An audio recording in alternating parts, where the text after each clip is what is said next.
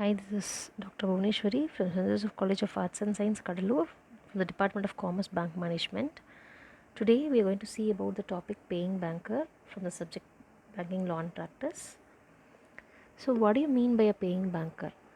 A paying banker is a person, one who's a drawee of a check. He takes the responsibility of making payments on a check to the true owner. Suppose if he makes any wrong payment, it to the it will make the paying banker liable to the true owner of the check and also to the drawer of the check. It means one who has drawn the check. So the true owner of the check, when he denies for payment, he will not only sue for the amount of the check but also for the damages or losses which he has suffered. So the paying banker, he has to be very careful in making payments on the checks which he has drawn. So the Negotiable Instrument Act has laid down some conditions for the paying bankers. So he has to strictly adhere to the conditions for obtaining this statutory protection. And next, let us see about the duties and responsibilities of a paying banker. Section 31 of the Negotiable Instrument Act provides that the drawee of a check, if he is having insufficient funds, when he is having sufficient funds of the drawer in his hands, and if it is properly applicable to the payment of such checks, he must pay the check when they duly required to do so. And in default of such payment, he must compensate the drawer for any loss or damage caused by the default of payment. So what a bank he has so a bank has an obligation to honor the check of the customer subject to the conditions that there are sufficient funds and the check is in order. Moreover, it becomes necessary for a banker to take some precautions at the time of honoring or dishonoring a customer's check. So let us see what are some of the conditions for dishonoring of a check by a paying banker.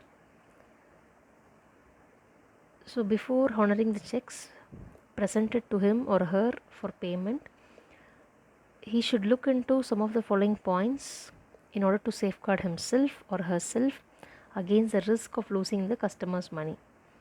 So some of the points are, first one is the open or crossed check. When a check is presented for payment, the banker, he should verify whether it is an open check or a crossed one and whether the check is in printed form. So there is no provision in the Banking Regulation Act preventing a customer from drawing his own check. But the banks, they prefer the printed form as it is easy for verification and filing. An open check, if it is otherwise valid, it can be paid across the counter. Suppose if it is crossed, the holder is required to present it only through another banker. So the specific instruction in case of a crossed check is that it should be paid through an account and it should not be paid across the counter. The second one is drawn on a specific branch. The checks which is drawn on the particular branch in which they are presented, if they are presented in some other branch, in a different branch where they don't have account, where they don't maintain account, that is where the customer don't maintain account, the banker should immediately refuse payment because he or she has no means of knowing the state of the customer's account and he or she cannot verify the genuineness of the customer's signature. The next point is mutilated check. The banker, he should also verify whether a check is mutilated, torn or cancelled. Suppose if it is torn in such a way as to give an impressive that the customer had desired the cancellation, the banker should return the checks with the remark mutilated checks. When a check, if it is torn accidentally, the banker can pass it for payment, either obtaining the drawer confirmation on the check. So only after obtaining the drawer's confirmation, he can pass it for payment. Then the fourth point is date of the check. A check must always bear a date because the mandate of the customers to the banker will be given in the form of checks becomes legally valid on the date which is mentioned in it. If no date is written and still if it is presented for payment, the banker, he must not make payment, he should immediately refuse payment. And the date also should not be incomplete, it should be a complete one. That is, the date, month and the year should be mentioned in a proper format, and it should not be ambiguous in any manner. The drawer of the check, he should fill in the date before the check is issued, but if it is not done, the instrument will become invalid. The payee of the subsequent holder therefore may fill in the date, so the banker should also verify whether a check is post dated. If it is so, what he has to do is he should not honor the check. A check which is bearing a future date is called a post dated check. So a customer may countermand payment, or he may become insolvent, or he can become insane, or he may die before the due date. A banker who has honored a post dated check, he cannot debit the customer's account under any circumstances. He will immediately lose his statutory protection also if he does so. So a check will be valid for 6 months under statute, and a check not presented within 6 months from the date of the issue becomes a stale one, and it will not be accepted by the banker. And this validity of 6 months has been now reduced to 3 months by RBI, that is the Reserve Bank of India. Next point is words and figures. When words and figures differ, the banker can dishonor the paying banker can dishonor the payment for the customer. When the amount stated in words and figures differ in a check, the banker follows the practice of returning the check back with a remark to that effect.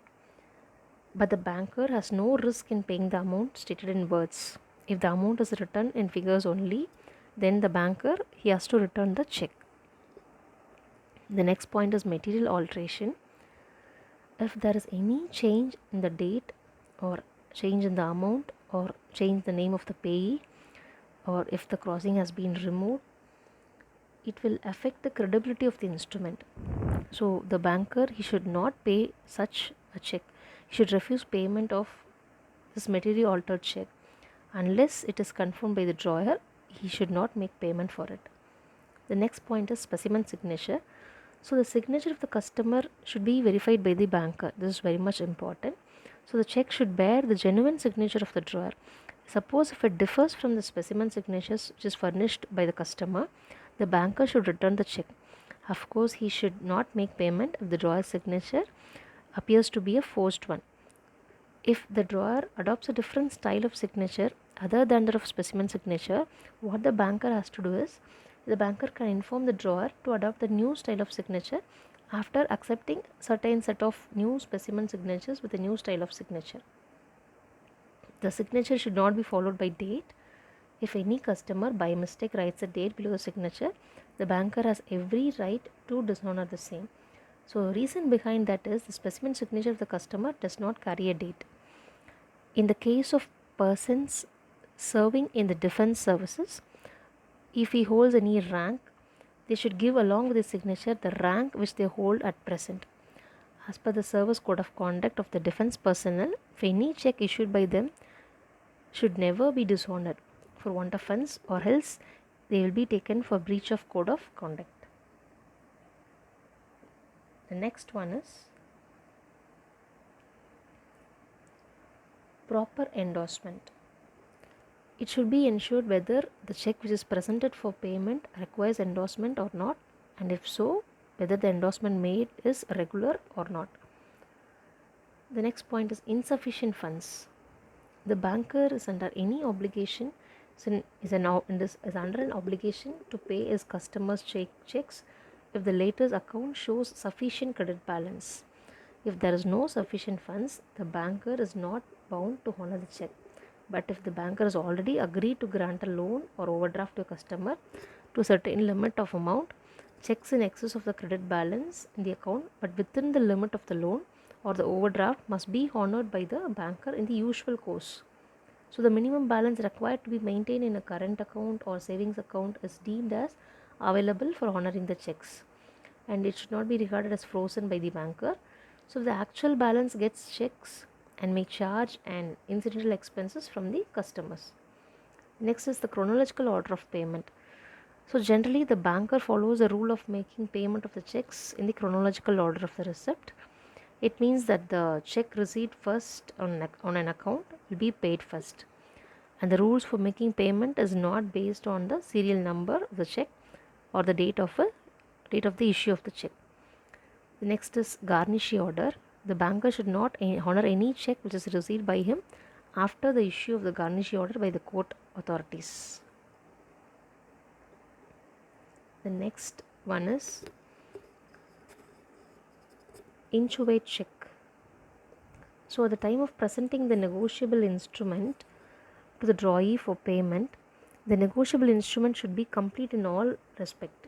If the negotiable instrument is incomplete with regard to date, suppose if the date is not completely written, or if the amount is not written properly, suppose if it is written in words and not written in figures, if the payee or signature changes, then such an instrument is called an inchoate instrument or inchoate check. So such an incomplete check will be dishonored by the customer, by the banker, by the paying banker. So the banker under these situations can dishonor a check, and he has all such rights to dishonor a check under these four conditions which we have seen now. Thank you.